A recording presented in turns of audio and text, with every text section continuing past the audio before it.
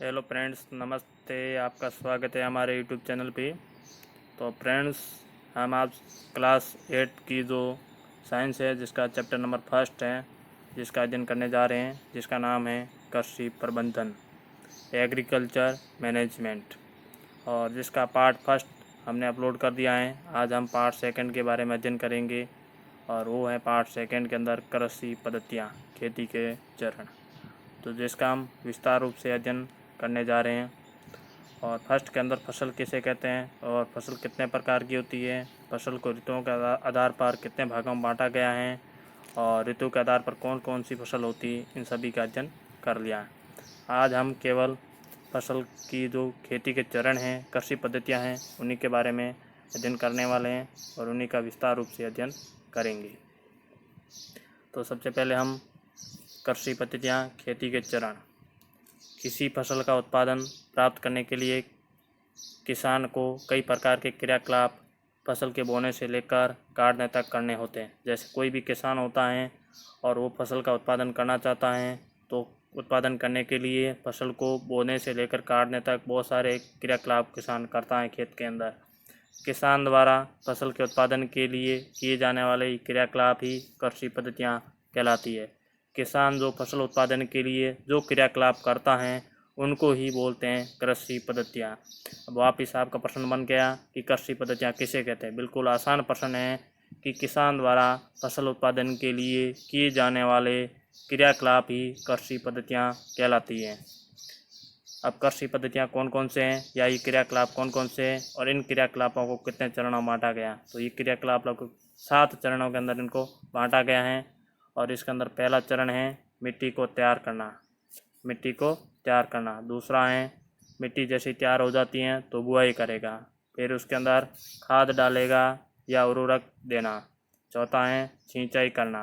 फिर सिंचाई हो जाएगी, थोड़ी फसल हो जाए, बड़ी होती दिखेगी, तो बहुत सारे जैसे उनको नुकसान पहुंचाने वाले होते हैं, चाहे कीटनाशक हो चाहे जीव जंतु, तो वो फसल की सुरक्षा करेगा। जैसे ही फसल पक जाएगी तो उसको काटेगा, और काट करके थ्रेशिंग द्वारा उसको दाने को अलग करके अनाज का भंडारण करेगा। तो इस प्रकार से ये 7 चरण इसमें फसल की हैं। तो अपन इन चरणों को विस्तार से अध्ययन करते हैं। पहला चरण हमारा, तो पहला चरण मिट्टी को तैयार करना। तो आप लोग अपने खेतों के अंदर, आसपास के अंदर गए होंगे। जैसे कोई भी ऐसा व्यक्ति नहीं है जो खेतों के अंदर नहीं गया होगा, तो आपने देखा होगा वहाँ की खेत के कई भाग कई बार खाली दिखाई देते हैं, तो कई बार उसमें फसलें दिखाई देती हैं। तो फसल की बुआई से पहले खेत में क्या क्या जाता है। तो अपन ने ऐसा कभी सोचा कि फसल जैसे बोते हैं तो उनसे पहले अपन को क्या क्या करना पड़ता है। तो खेत में सबसे बोने से पहले हम खेत के अंदर हल चलाते हैं। क्या चलाते हैं? हल। और हल चलाने के लिए अपन के पास में 2 साधन होते हैं, और एक तो होता है पशुओं के द्वारा और दूसरा होता है ट्रैक्टर। पशुओं के द्वारा जो हल चलाया जाता है वो पारंपरिक साधन है, और दूसरा होता है ट्रैक्टर, जो आधुनिक साधन है। जैसे आप डायग्राम के अंदर देख रहे हैं, ये तो पारंपरिक साधन है, जो 2 बैल हैं और बैलों के पीछे हल चलाया जाता है। और इस तरफ जो दाएं तरफ दिखाई दे रहा है वो है ट्रैक्टर, और ट्रैक्टर से जो अपन बोलते हैं कल्टी वगैरह बोलते हैं, उसके द्वारा हल चलाया जाता है। ये साधन दिखाई दे रहे हैं। इसी तरह से खेत में फसल की बुआई से पहले हल क्यों चलाया जाता है। प्रश्न हमारा क्या बना कि जैसे अपन खेत की बुआई करते हैं तो उनसे पहले हल क्यों चलाते हैं, ऐसा क्या कारण है। तो हल चलाने के कारण फसल उगाने से पहले किसान सबसे पहले मिट्टी को तैयार करेगा। सबसे पहले कोई भी फसल उगाता है तो उनसे पहले वो मिट्टी को तैयार करेगा। वह खेत में हल चलाकर मिट्टी को उलट पलट कर पोली कर देता है, और पोली मिट्टी के बहुत सारे लाभ होते हैं। खेत को क्या करेगा, उलट पलट करेगा, और जिससे मिट्टी पोली हो जाएगी। और पोली होने के बहुत सारे कारण होता है, लाभ भी होते हैं। पहला लाभ इसमें देता है कि बीज ऊपरी परत से थोड़ा नीचे चला जाता है। जैसी पोली हो जाएगी अपन बीज बोएंगे और ऊपरी परत से वो थोड़ा नीचे मिट्टी के अंदर चला जाएगा, जिससे अंकुरण सरलता से हो जाना, अंकुरण बीज का आसानी से अंकुरण हो जाएगा। दूसरा कारण है कि नए पौधे की जड़ें आसानी से गहराई तक जा सकती है। कोई भी नया पौधा होता है उसकी जड़ें जो ज़मीन के अंदर लंबी दूरी तक पहुंचने के लिए आसानी से, जब मिट्टी पोली होगी तो आसानी से जाएगी। तीसरा कारण है कि नए पौधों की जड़ें आसानी से शोषण कर सकती हैं। नए जो फसल बोते हैं उनके पौधे होते हैं, और वो पौधे आसानी से शोषण क्रिया कर सकते हैं। मिट्टी में रहने वाले लाभदायक सूक्ष्म जीवों केंचुओं की वृद्धि करने में पॉलीमिटिक सहायक होती है। मिट्टी की ऊपरी परत कुछ गहराई तक पौधों में वृद्धि में सहायक होती है। पलटने से ये समान रूप से ऊपर नीचे हो जाती है। जैसे अपन मिट्टी को पलटेंगे तो वो समान रूप से नीचे वाली मिट्टी ऊपर आ जाएगी, ऊपर वाली नीचे चली जाएगी, इस तरह से मिक्सिंग हो जाएगी। मिट्टी में हल चलाकर उलट पलट कर पोला बनाना ही जुताई कहलाता है। क्वेश्चन बनता है हमारा कि जुताई किसे कहते हैं। तो जुताई के अंदर होता है कि मिट्टी के अंदर हल चलाते हैं और हल चला करके मिट्टी को उलट पलटते हैं, और जब उलट पलट करके मिट्टी को पोली बनाना ही जुताई कहलाता है। क्या कहलाता है? जुताई। फिर नेक्स्ट आता है कृषि औजार। अब पोली बनाने के लिए कृषि के औजार क्या क्या हो सकते हैं। तो कृषि के औजार हैं, किसान जुताई के लिए विभिन्न प्रकार के कृषि औजार उपयोग में लेता है, जैसे हल, कुदाली, कल्टीवेटर जो हम जैसे हल का भी प्रयोग करते हैं बैलों के द्वारा, कुदाली भी होती है, और कल्टीवेटर जो ट्रैक्टर के पीछे चलाया जाता है उसका भी प्रयोग करते हैं। जैसे ही मिट्टी तैयार हो जाती है और उसके अंदर जैसे फसल के जो दाने होते हैं बीज बो देते हैं, और बीज बोने के लिए अपन क्या क्या करते हैं उनके बारे में। तो दूसरा हमारा स्टेप आता है बुआई करना। हम बुआई कैसे करेंगे। किसान खेत की जुताई करने के बाद खेत में बोई जाने वाली फसल की बीजों का बुआई कार्य करता है। मतलब किसान उन खेतों को जैसे ही मिट्टी पोली हो जाती है तो उसके बाद में क्या करेगा, बीजों को प्रत्येक उसकी स्थान के अनुसार, उसकी दूरी के अनुसार वो बोता है। किसान खेत में बीज बोने से पूर्व उत्तम किस्म के बीज चयनित करता है। ऐसा नहीं है कि कहीं से उठा करके बीज लेके आ गया, उत्तम किस्म का बीज मतलब अच्छा बीज जो ज़्यादा से ज़्यादा पैदावार हो सकते हैं, तो इस तरह का बीज वो मतलब चयनित करता है कि कौन सा बीज मुझे लाना है। जैसे अपन मूंगफली की फसल बोते हैं तो सोचते हैं कि मूंगफली का कौन सा बीज लेके आएँ, रसदार लेके आएँ या गजराज लेके आएँ, तो कौन सा लेके आना है। तो उसी तरह से वो भी जैसे चयनित करता है किसी भी तरह की कोई भी फसल हो, ऐसे बीजों का चयन किया जाता है जो स्वस्थ हो, क्या हो, स्वस्थ, जिसमें अधिक फसल का उत्पादन किया जा सके, पैदावार सबसे ज़्यादा हो। और उत्तम किस्म के बीज की पहचान के लिए बहुत सारी जैसे गतिविधियां भी करता है। गतिविधि की जैसे इसमें नॉर्मल बताई गई, ज़्यादा नहीं है। गतिविधि के अंदर जैसे पर थोड़ा सा मैं इसमें आपको बता देता हूँ डिटेल में। गतिविधि के अंदर क्या किया हुआ है कि कोई भी पानी की बाल्टी लेनी है, ठीक है। बाल्टी मतलब जैसे पानी की बाल्टी ले ली, बाल्टी लेकर के उसके अंदर 2-4 बीज या किसी भी जैसे फसल बोते हैं उसके बीज डाल देते हैं। कुछ देर बाद बाल्टी की बीजों स्थिति का अवलोकन करते हैं कि जो बीज उत्तम होते हैं वो पानी के अंदर डूब जाते हैं, और जो बीज पानी के ऊपर तैरते हैं वो क्या होता है, खोखले होते हैं, ठीक है, पानी पर तैरते रहते हैं। जो बीज पानी के ऊपर तैर रहे हैं वह क्षतिग्रस्त या खोखले होते हैं, अतः हल्के होने से तैरने लगते हैं, जबकि स्वस्थ बीज खोखले नहीं होने से पानी में भरी बाल्टी के पेंदे में बैठ जाते हैं। और इससे हमारे जो पेंदे के अंदर होते हैं वो स्वस्थ बीज होते हैं, उन बीजों को ही हम जैसे खेत के अंदर ले जा करके बुआई कर देते हैं। ये प्रक्रिया हमारी चलती है। तो जैसे इसमें बुआई करने के लिए तरीके भी बताए गए। एक तो कल्टीवेटर दें या इसको सीड ड्रिल भी बोलते हैं ये, और दूसरा तो परंपरागत औजार हैं जो हल हैं, और इस तरह से ये प्रक्रिया चलती है। तीसरा हमारा चरण आता है खेती का, जो खाद और उर्वरक देना। हम खाद कैसे देते हैं और उर्वरक किस तरह, खाद और उर्वरक देने के तरीके, उनके दोनों के अंदर अंतर क्या है वो पढ़ते हैं। आपने खेत में किसान को खाद डालते हुए देखा होगा। जैसे अपन खेतों के अंदर अपन भी किसान जैसे होते हैं तो खाद डालते हैं खेत में, और नहीं डाली होगी आपने तो देखी तो ज़रूर ही होगी। तो किसान खेत में खाद क्यों डालता है, नंबर 1 क्वेश्चन बनता है ये क्या कारण है कि वो खेत में ले जाकर खाद डालता है। तो इसका उत्तर यही आता है कि वो अपनी मिट्टी होती है और मिट्टी की उपजाऊपन को बढ़ाने के लिए किसान खेत में खाद डालता है। मिट्टी की उपजाऊपन बढ़ाने के लिए क्या करेगा, खाद डालेगा। तो मिट्टी में पोषक तत्वों के स्तर को बनाए रखने या मिट्टी की उर्वरता बनाए रखने के लिए कुछ पदार्थ मिट्टी में मिलाए जाते हैं जिन्हें खाद या उर्वरक कहते हैं। क्या बोलते हैं, खाद या उर्वरक। या तो खाद होती है या उर्वरक। अब आपका क्वेश्चन है कि खाद या उर्वरक को अंतर क्या होता है, खाद क्या चीज़ होती है या उर्वरक किसे कहते हैं, इनके दोनों का अंतर क्या है। तो हम जैसे इन अंतर का आसानी से आपको समझाते हैं, आप ध्यान से समझना।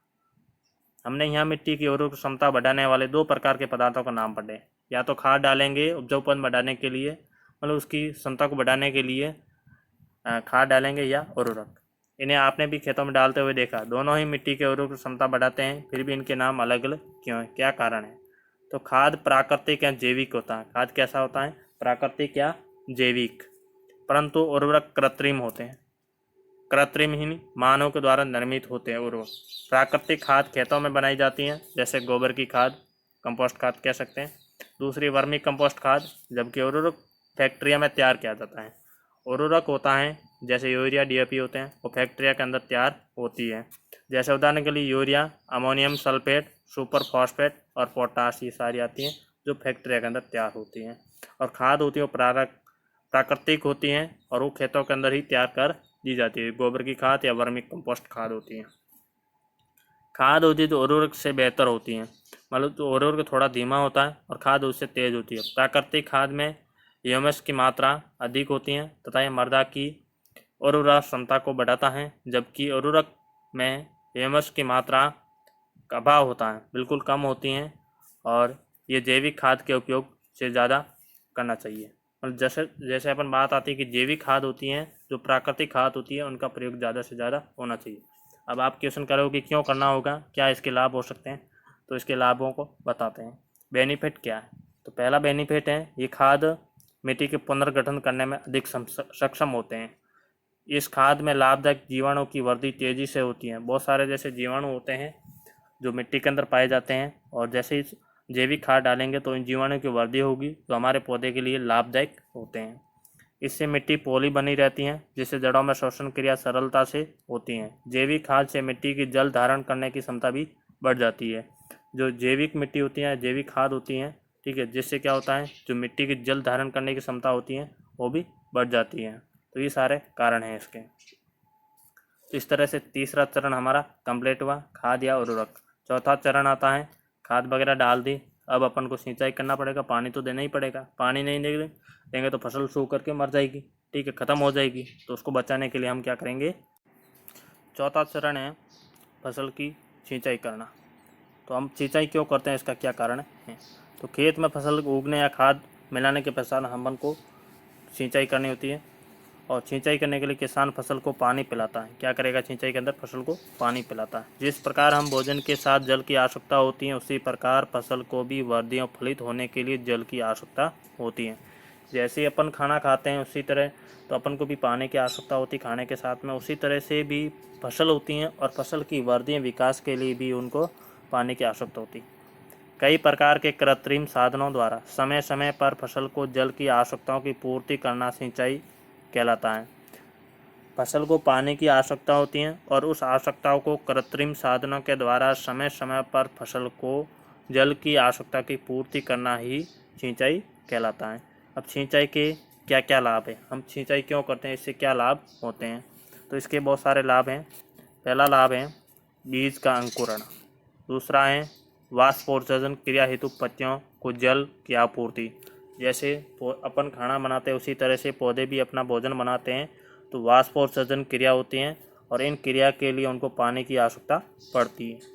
जल के द्वारा विभिन्न पोषक तत्व पौधे के विभिन्न भागों तक पहुँचते हैं। मिट्टी के अंदर बहुत सारे पोषक तत्व होते हैं और जो मिट्टी के अंदर पोषक तत्व जो पौधे के विभिन्न भागों के पहुँचने का जो कार्य करता है, पहुँचाने का, वो जल ही करता है। जल के द्वारा ही सारे पहुँचते हैं।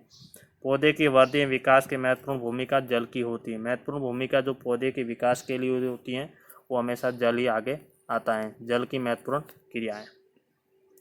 सिंचाई हेतु जल के स्रोत।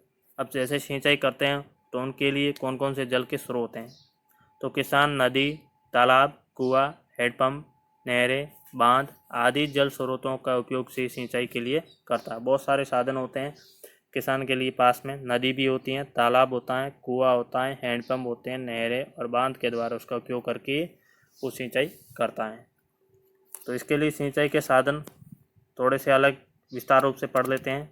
एक तो होता है पारंपरिक साधन और दूसरे होते हैं आधुनिक साधन। तो सिंचाई करने के पारंपरिक साधन के अंदर चड़स आता है, चड़स के द्वारा सिंचाई की जाती थी। और आधुनिक के अंदर क्या होता है, नलकूप है। जैसे अपन ट्यूबवेल वगैरह होती हैं उसको नलकूप की बोला जाता है।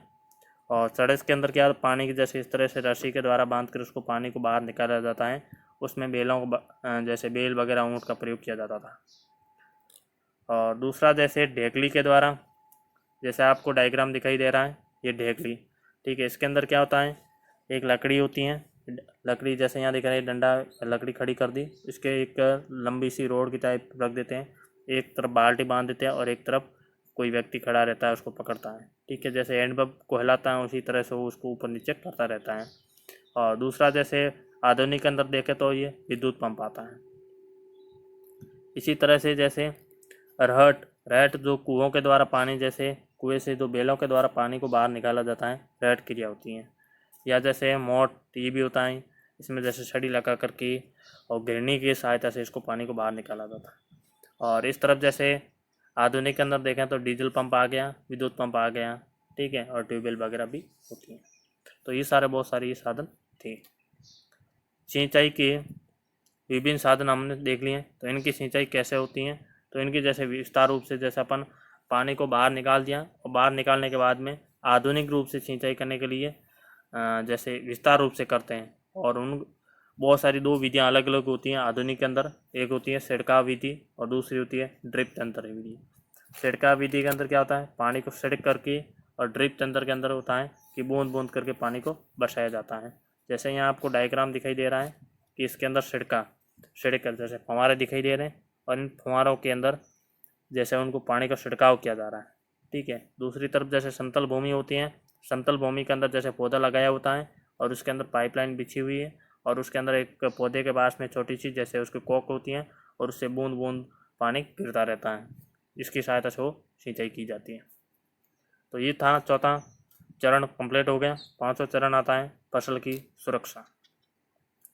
जैसे अपन फसल को बो दी, नंबर 1 जुताई की, फिर बुआई कर दी, फिर उसके अंदर खाद डाल दिया, और फिर सिंचाई भी कर दी। सिंचाई होने के बाद में फसल थोड़ी सी बड़ी होती है, तो उसके लिए अपन को सुरक्षा करनी होती है। ऐसा मानते हैं कि किसान फसल पकने पर उसे काट कर खेत से घर सुरक्षित ले जाए, अब तक उसकी मेहनत सफल होती है। परंतु ये आसानी पर क्रम नहीं है। ऐसा जैसे अपन कह सकते हैं कि किसान आसानी से फसल बोता है और पकने पर काट करके घर ले जाता है, तो ये सारा क्रम एक आसानी पर क्रम नहीं है। तो इस अवधि में किसान को कई समस्याओं का सामना करना पड़ता है, और ये समस्या बहुत सारी समस्या होती हैं। फसल की सुरक्षा करना उसका महत्वपूर्ण कारक है। देखते हैं कि सुरक्षा अपन कोई फसल को जैसे बाहर से कोई जीव जंतु होता है या कीटनाशक को काट देता है, ये भी होता है, इससे सुरक्षा करनी है। और भी जैसे बहुत सारे उसको नुकसान पहुंचाते हैं फसल को, तो कौन कौन से नुकसान पहुंचाने वाले कारण होते हैं, या कौन कौन से कैसे नुकसान पहुंचाया जा सकता है। तो इसमें जैसे एक देखते हैं, तो एक खरपतवार नाम दिखाई दे रहा है आपको, ठीक है। तो मेन चीज़ तो खरपतवार ही होती है, और खरपतवार बहुत सारा जैसे नुकसान पहुंचाता है। उक्त समस्याओं से फसल का उत्पादन कम होता है खरपतवार के द्वारा, जिससे किसान को भारी आर्थिक नुकसान होता है। और इससे समस्या को विपरीत प्रभाव में बचाव के लिए अपने अलग अलग तरीके होते हैं।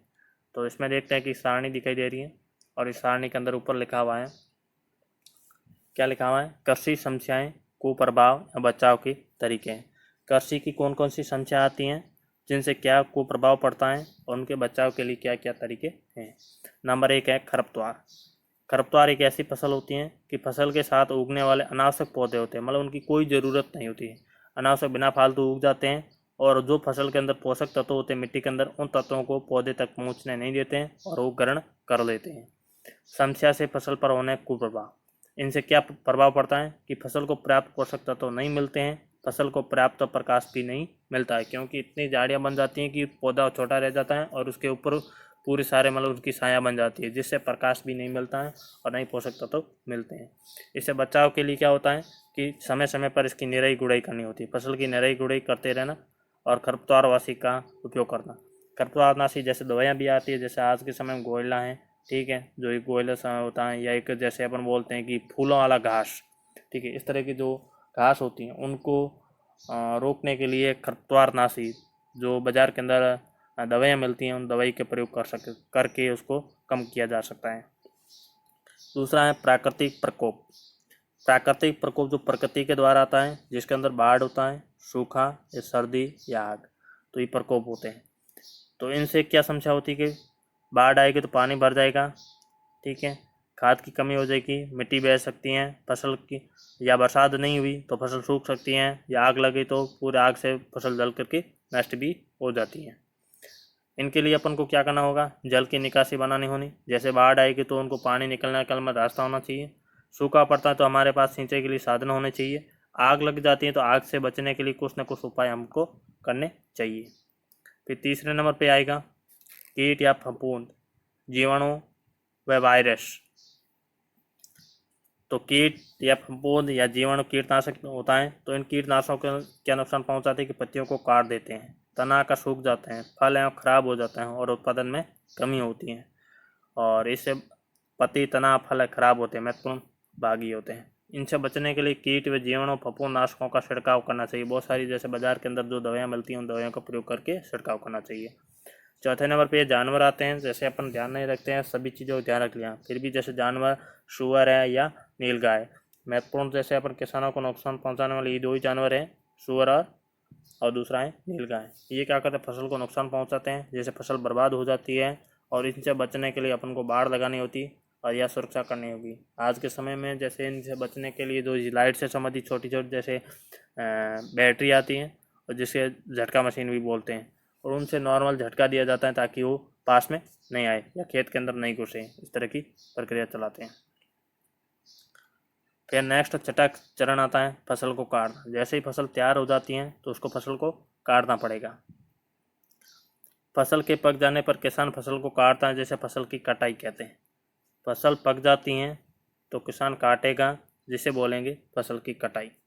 फसल के पक जाने पर इसे या तो जड़ से उखाड़ देता है या कुछ मिट्टी के पास से उसको काटा जाता है। फसल को पुराने समय में दराते से काटा जाता था। आज भी कहीं कहीं फसल की कटाई हेतु इसका उपयोग किया जाता है। अधिकांश किसान आजकल हार्वेस्टर मशीन का फसल कटाई हेतु प्रयोग करते हैं। जैसे गेहूं की फसल होती है, हार्वेस्टर या जिसको रिपर बोला जाता है, रिपर की सहायता से इसको काटा जाता है और काट करके मतलब जैसे उसकी कतार बन जाती है और कतार को इकट्ठा किया जाता है और फिर थ्रेशिंग माध्यम से इसको दाने और भूसे को अलग किया जाता है, जैसे आप डायग्राम इसमें देख रही है।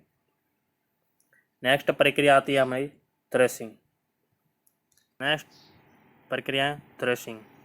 थ्रेशिंग के अंदर क्या होता है कि फसल की कटाई के बाद इसकी नमी दूर करने के लिए किसान इसे सुखाता है और उसके बाद इस बीज को, दाने को भूसे से अलग करने, इसे थ्रेशिंग कहते हैं।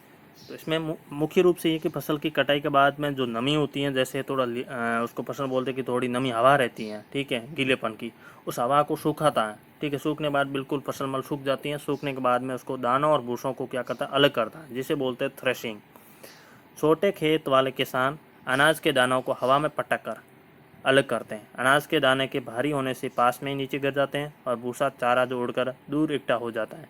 छोटे किसान होते हैं, उनके पास थ्रेसर वगैरह की व्यवस्था नहीं होती है, तो वो क्या करते हैं कि जो फसल होती हैं उन फसल को पटकता है, ऊपर उठा करके पटकता है या लाठी लेकर के उसके ऊपर उसको ज़ोर ज़ोर से मारता है, जिससे क्या होता है कि अनाज और भूसा होता है अलग हो जाता है। फिर उसको क्या करेगा, अनाज और भूसा इकट्ठा होता है, उसको ऊपर लेकर के नीचे की तरफ डालेगा, मतलब धीरे धीरे उसको उड़ेला है, ठीक है। उड़ेला तो अनाज के दाने भारी होते हैं, उसके पास में ही गिर जाते हैं और जो भूसा, जो चारा होता है वो उड़ कर थोड़ा दूर इकट्ठा हो जाता है, जिससे दाना और भूसा दोनों अलग हो जाते हैं। बड़े खेतों वाले किसान कंबाइन मशीन, थ्रेसर होता है जिसे फटकने का कार्य करते हैं, जो शीघ्रता से हो जाता है, उनका प्रयोग करते हैं। जैसे आप देखते हैं कि हाथ से फटकारना, जैसे इसमें तिल वगैरह होते हैं, और दूसरी तरफ का जैसे कंबाइन मशीन से फटकारा किया जाता है, जैसे इसमें राइडी की फसल दिखाई देती हैं। ये होते हैं थ्रेशिंग के साधन। नेक्स्ट आता है अनाज का भंडारण। तो हमारा जो सातों जो टॉपिक है या सातों चरण है जो अनाज का भंडारण है, उनके बारे में पढ़ते हैं। थ्रेशिंग कार्य के बाद अनाज की बोरियों को भरना। जैसे थ्रेशिंग होता है उनके बाद अनाज और भूसा अलग हो जाता है। अनाज को बोरियों के अंदर भरकर किसान घर ले जाता है। चारा पशुओं के खाने के लिए इकट्ठा कर लिया जाता है और घर लाए गए अनाज को किसान भंडारण करता है।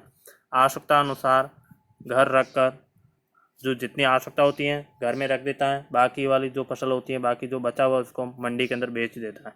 घर में रखे गए अनाज की सुरक्षा भी महत्वपूर्ण होती है। घर के अंदर जो अनाज रखता है उनकी सुरक्षा बहुत ही महत्वपूर्ण होती है। अनेक उपायों द्वारा भंडारित अनाज को नमी, कीट, चूहे, सूक्ष्मजीवों से सुरक्षित रखा जाता है। अधिक अनाज को भंडारण हेतु मंडियों में भंडार गृह बनाए जाते हैं, जिसे साइलो कहते हैं। अब छोटा सा क्वेश्चन बनता है कि साइलो किसे कहते हैं। तो अधिक अनाज होता है जिसको भंडारण हेतु मंडियों के अंदर भंडार गृह बनाए होते हैं, ठीक है, और बिल्कुल कम तापमान पर, जिसे बोलते हैं साइलो।